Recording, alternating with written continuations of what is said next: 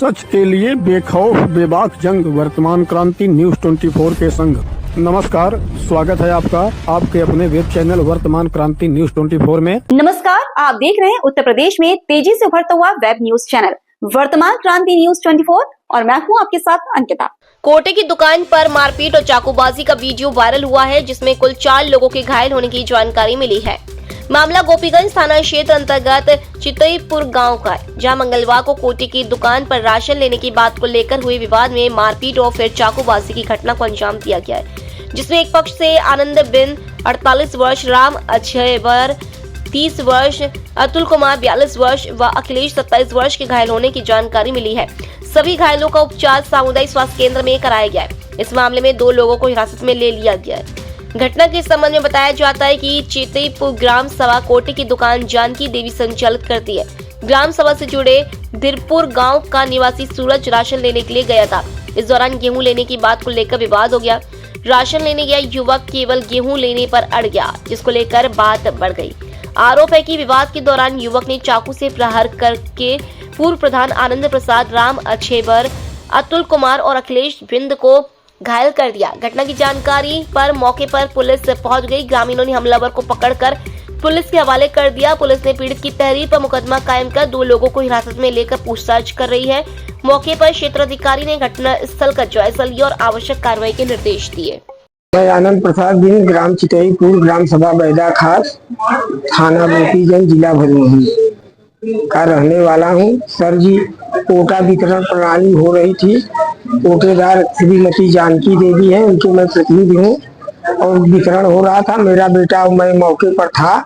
इनका भाई जो सूरज है आए हैं थाने में। इनका भाई पहले गया, बोला कि मुझे गेहूं पूरा दे दीजिए, तो गेहूं इस समय आया नहीं है सर जी। 5 किलो में 1 किलो गेहूं और 4 किलो चावल आया है। 5 किलो गेहूं लेके वो घर पर गए। उसके बाद इनका भाई दारू पी और गांजा पी के आया और चाकू लेके, हम लोग इस बात से अभिज्ञ थे सर, और हम और शरारत कर लिए। उसके बाद बेटे को मार दिए। मैं बीच बचाव करने लगा, इसी बीच मेरे अगली और मुझे मार दिए। मेरा भाई कपड़े की दुकान पे था, वहां भी दौड़ के गए सर। कपड़े की दुकान में भी घुस के मेरे भाई को भी मार दिए और उसके बाद कुछ उनके पास था जो रुपया वो भी ले लिए। और उसके बाद सर ये चाकू से मार के मेरे भाई के अलावा मेरे भतीजे राम अछेबर बिंद को भी ये गर्दन पर मार दिए सर। वहाँ भी 3-4 टाँके चले हैं, 4 इंची घाव हो गया सर। उनको रेफर कर दिया गया है ज्ञानपुर के लिए।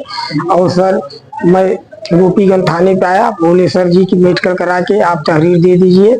मुझे न्याय की गुहार है सर, आप लोग न्याय दिलाइए, हम आपसे यही अपेक्षा करते हैं।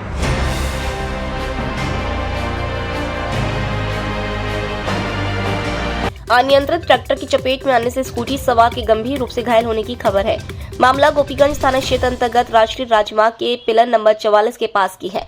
जानकारी के अनुसार स्कूटी से बड़े शिव मंदिर जा रहा साहब जायसवाल 18 वर्ष पुत्र राकेश जायसवाल निवासी पश्चिम मोहाल गोपीगंज अनियंत्रित ट्रैक्टर की चपेट में आने से गंभीर रूप से घायल हो गया, जिसे तत्काल स्थानीय नागरिकों ने गोपीगंज के एक निजी नर्सिंग होम में भर्ती कराया।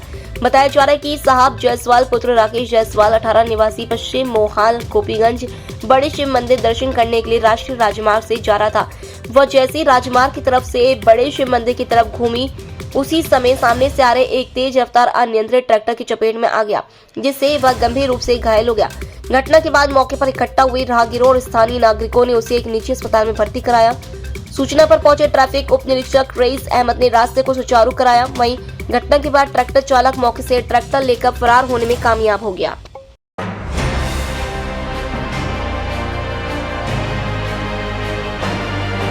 गली में दरवाजा खोलने को लेकर 2 पक्षों में जमकर चले ईंट पत्थर में महिला सहित 4 लोगों के घायल होने की जानकारी मिली है। मामला गोपीगंज थाना क्षेत्र के कस्बा चौक के अंतर्गत सरकारी अस्पताल की गली चुड़िहारी मोहाल का है, जहां नगर पालिका की गली की तरफ मोहम्मद नसीम पुत्र मोहम्मद सलीम अपने मकान का दरवाजा खोल रहे थे, जिसका सामने के लोगों ने एतराज किया और वाद विवाद के दौरान पीआरपी पुलिस को बुलाया गया। मौके पर पहुंची पुलिस मामले को सुलझाकर चली गई और वह अपने मकान का निर्माण करने लगा। इसी बीच दोबारा विवाद बढ़ा और मारपीट हुई, जिसमें एक पक्ष से मोहम्मद नसीम, समीम, मोहम्मद शाहिद और शबनम घायल हो गए। जिन्हें सामुदायिक स्वास्थ्य केंद्र गोपीगंज में भर्ती कराया गया, जहां हालत चिंताजनक होने पर नसीम व समीम को जिला अस्पताल रेफर कर दिया गया। पीड़ित पक्ष की तरफ से थाने में तहरीर दे दी गई है। पुलिस तहरीर के आधार पर आवश्यक कार्रवाई में जुटी हुई है। अपना नाम बताओ। मोहम्मद शमशेर, कहाँ के रहने वाले हो? बिहारी मोहल्ला, थाना कौन सा है? गोपीगंज। क्या मामला है? मामला ये है कि घर बन रहा है। किसका? हमारा। तो नगर पालिका का रोड है, वहाँ पे हम अपना 2 फीट जमीन छोड़कर वो दरवाज़ा खोल रहे हैं। तो हमारे सामने वाले जो है वो अद्धा पतरा चालू कर। नाम क्या है उनका? उनका नाम बौड़म है, नंटू है और क्या बोलते हैं सालू है और अफसर है और जावेद है, फैज है और नदीम है। तो ये लोग अद्धा पत्थर चला रहे थे। पत्थर मार रहे हैं। तो कौन घायल हुआ आपकी तरफ से? हमारे पिता है। क्या नाम है? मोहम्मद नसीम। उम्र कितनी होगी? उनकी 55 साल। तो अभी आप लोग हॉस्पिटल में आए हैं? हाँ, अभी हॉस्पिटल गए थे थाना में, वहाँ से भेजा गया हॉस्पिटल। अच्छा, थाने में आपने तहरीर दे दिया है? हाँ, वहाँ से भेजा गया हॉस्पिटल आए। क्या मांग करते हैं?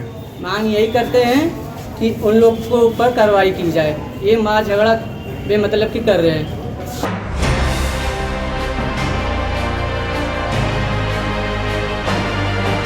भदोही में आधी रात को एक बार फिर गोलियों की तड़ाने की खबर है। जानकारी के अनुसार मंगलवार 10 फरवरी की रात में लगभग 12:30 बजे थाना कोइरोना पुलिस टीम द्वारा चेकिंग के दौरान मुखबिर से मिली सूचना के आधार पर भेलसी रोड पर स्थित बाइक एजेंसी के पीछे बदमाशों और पुलिस के बीच मुठभेड़ हुई है।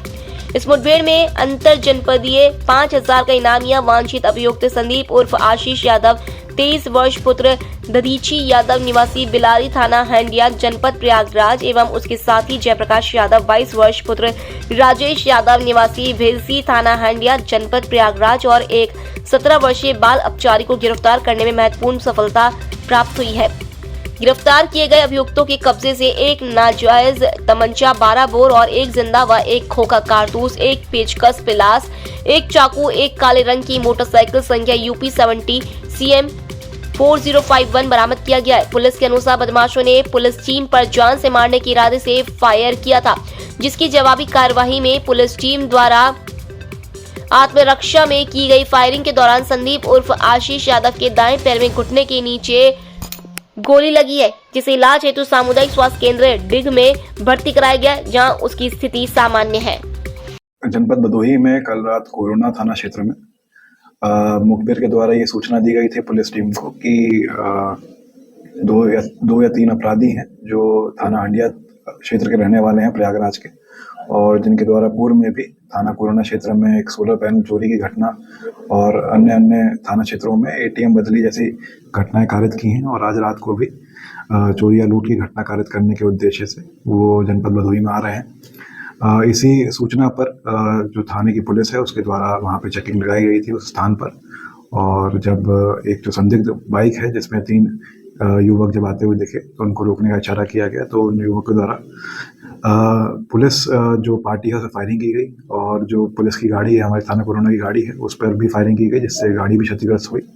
और जवाबी फायरिंग में पुलिस के द्वारा भी कार्रवाई की गई, जिसमें एक जो अभियुक्त है जिसका नाम संदीप यादव उर्फ आशीष है, जो थाना क्षेत्र हंडिया का रहने वाला है, और उसका एक साथी जयप्रकाश यादव और एक बाल अपचारी, तो ये तीनों मौके से गिरफ्तार हुए हैं। और इसमें संदीप यादव और आशीष के पैर में गोली लगी है।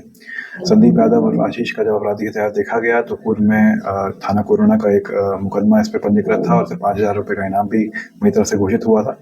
और रिसेंट में ये थाना भदोही और मिर्ज़ापुर के थाना चिल क्षेत्र में इसमें काफ़ी जगह ATM बदली के मुकदमे के खिलाफ पंजीकृत है, और बताया जा रहा है कि रात्रि में भी इनके द्वारा थाना कोरोना में एक लूट की घटना कारित करने की प्लानिंग की गई थी। फिलहाल के लिए बस इतना ही। मिलते हैं फिर किसी बड़ी खबर के साथ, तब तक के लिए नमस्कार।